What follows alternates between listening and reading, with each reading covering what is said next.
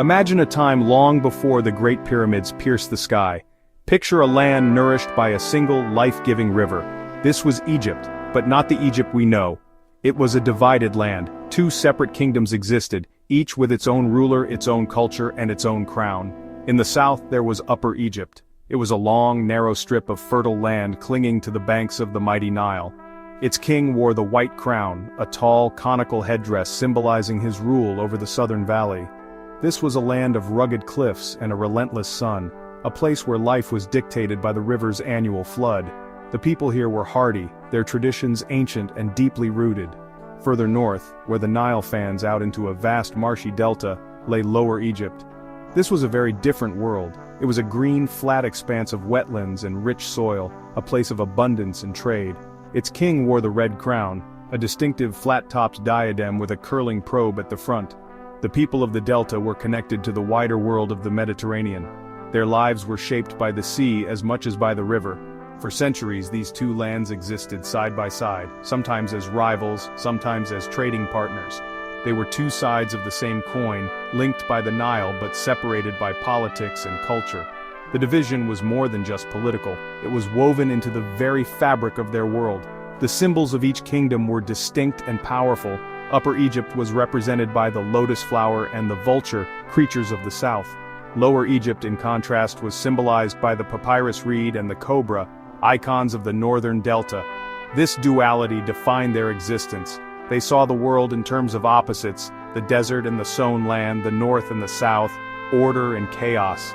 The idea of bringing these two halves together seemed almost impossible, a dream that would require a leader of extraordinary vision and strength to make it a reality. The stage was set for a monumental change. The air was thick with tension and ambition. Along the banks of the Nile, powerful rulers were emerging, their eyes set on a greater prize than just one kingdom. They dreamed of unifying the two lands, of creating a single, powerful nation that would command the entire length of the river. This was a time of conflict and conquest, a period shrouded in the mists of prehistory. Out of this crucible of rivalry and aspiration, one name would eventually rise above all others. A king from the south would embark on a quest to conquer the north and forge a dynasty that would last for millennia. Out of the southern deserts of Upper Egypt emerged a figure of legendary stature, Narmer. His name echoes through more than 5,000 years of history. He was a king from the powerful city of Hierakonpolis, a center of worship for the falcon god Horus. Narmer was not just another local ruler. He was a man with a grand vision. He saw not two separate lands, but one great nation waiting to be born. With fierce determination he marshaled his armies and began a campaign of conquest. His goal was nothing less than the total unification of Egypt under a single crown, his crown. Narmer's rise marks a pivotal moment in world history. He is widely credited as the man who brought the long conflict between Upper and Lower Egypt to a decisive end. Through military might and political cunning, he subjugated the northern kingdom. This was more than just a victory in battle, it was the birth of the world's first nation-state. By uniting the two lands, Narmer laid the foundations for a civilization that would endure for 3,000 years. He became the first king of the First Dynasty, the founding father of a unified Egypt. His reign represents the very beginning of the Pharaonic age. The act of unification was a powerful statement. Narmer didn't just conquer the north, he symbolically merged the two kingdoms into one. He created a new crown, the Shent, which combined the white crown of the south with the red crown of the north. This double crown became the ultimate symbol of the pharaoh's power over all of Egypt. It showed that he was not just a king of one land, but the divine ruler of two. This powerful imagery would be used by every pharaoh who followed him, a constant reminder of Narmer's foundational achievement. He was no longer just the king of Upper Egypt, he was the lord of the two lands. With this unification, Narmer ushered in an era of unprecedented stability and prosperity. He established a new capital city, Memphis, strategically located at the junction of Upper and Lower Egypt. This city would become the political and cultural heart of the kingdom for centuries. From here, he and his successors could govern their newly united realm effectively. Narmer's legacy is immense. He transformed Egypt from a collection of competing territories into a powerful centralized state. He was the architect of a new order, a king whose actions set the course for one of the greatest civilizations the world has ever known. How do we know so much about a king who lived over 5 millennia ago? The answer lies in a remarkable artifact discovered at Hierakonpolis, the Narmer Palette. This is not just a beautiful object, it is a historical document carved in stone. It is a ceremonial shield-shaped palette made of siltstone, and it tells the story of Narmer's great victory. On one side we see Narmer depicted as a powerful warrior. He is shown wearing the white crown of Upper Egypt, his arm raised to smite a kneeling enemy from the northern delta. This is raw, brutal propaganda, a clear message of southern dominance and military might. The palette is rich with symbolism, a visual language that everyone in ancient Egypt would have understood. Above the defeated enemy, the falcon god Horus is shown holding a rope tied to a human head that grows from a patch of papyrus reeds. This complex image represents Horus, the god of the southern kings, subduing the people of the northern marshlands. The palette essentially records the subjugation of Lower Egypt. Every detail is carefully crafted to celebrate Narmer's triumph and legitimize his rule. It is a masterpiece of early political art, designed to inspire awe and fear in all who saw it. Turn the palette over, and the story continues. Here we see Narmer wearing the red crown of Lower Egypt. He is inspecting rows of decapitated enemies, a grim testament to the totality of his victory. This side shows the aftermath of the conquest, with Narmer now the undisputed ruler of the north. But there is also a message of unity. In the center of the palette, two mythical, long-necked beasts are shown with their necks intertwined. This fantastic image is thought to symbolize the unification of the two lands, the bringing together of opposites into a harmonious whole. It shows Narmer as both conqueror and unifier. The Narmer Palette is priceless for historians. It is one of the earliest known historical records in the world and provides the first clear depiction of a named Egyptian king. It gives us a face, a name, and a story for the founder of the First Dynasty. More importantly, it established the conventions of pharaonic art for the next 3,000 years. The way Narmer is depicted, larger than everyone else in a classic pose of power, became the standard for representing kings. It is a snapshot of the moment Egypt was born, a stone record of the king who made it happen. Narmer's unification was just the beginning. He founded a dynasty of kings who would build upon his legacy and really solidify the new Egyptian state.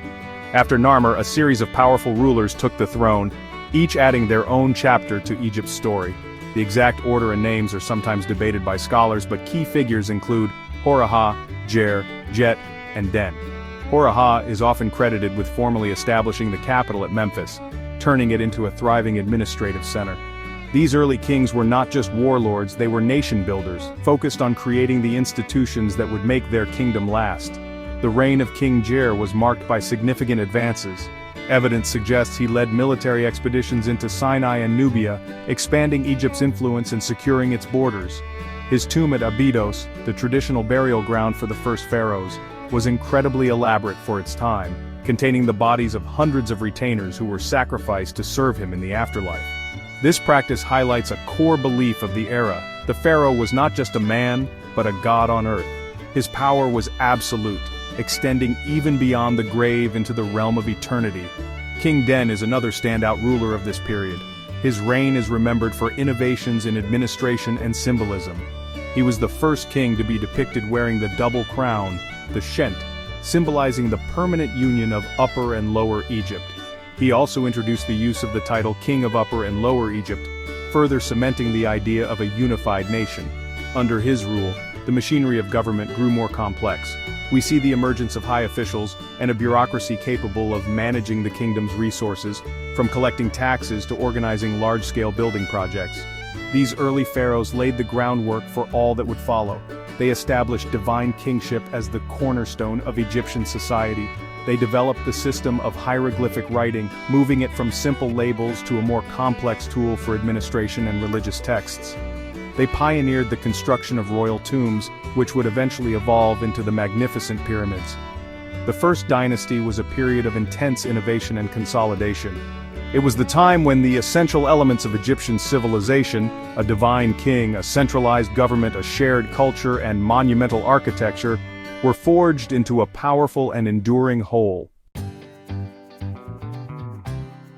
For all that we have learned, the First Dynasty remains shrouded in a thick veil of mystery. The sands of Egypt guard their secrets well, and this early period is, honestly, one of the most enigmatic. While the Narmer Palette gives us a powerful story of unification, the exact details of the conquest are lost to us. Was it a single, swift campaign led by Narmer, or was it a longer process that began before him and continued after? The archaeological evidence is sparse and often contradictory, leaving historians to piece together a puzzle with, many missing pieces. We have the grand finale, but the chapters leading up to it are still largely unwritten. The identities of the kings themselves are a source of constant debate. Some scholars wonder if Narmer and Hora-Ha were in fact the same person, known by different names. The records from this time are fragmented, often consisting of just a name on a pottery shard or a seal impression. Reconstructing the royal family tree and the precise order of succession is a monumental task. Who were these men, really? What were their motivations, their fears, their triumphs beyond the official propaganda? The stone monuments tell us of their divine power, but the human stories of these founding fathers remain tantalizingly out of reach. Another great mystery surrounds the practice of human sacrifice. The tombs of the First Dynasty kings at Abydos are surrounded by the graves of their courtiers, servants, and even animals, all seemingly sacrificed to accompany their master into the next world. This brutal practice appears to have been unique to this early period and was abandoned by later dynasties. Why did they do it? Was it a display of the king's ultimate power, or was it born from a specific religious belief that was later abandoned?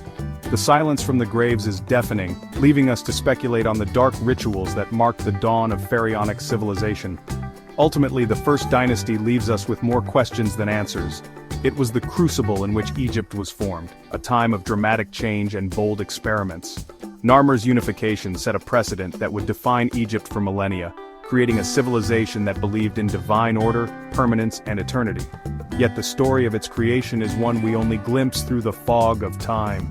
These early kings laid the foundations of the pyramids, but their own world is like a half-excavated ruin. The echoes of their deeds still resonate from the sand, promising that more secrets are still waiting to be discovered.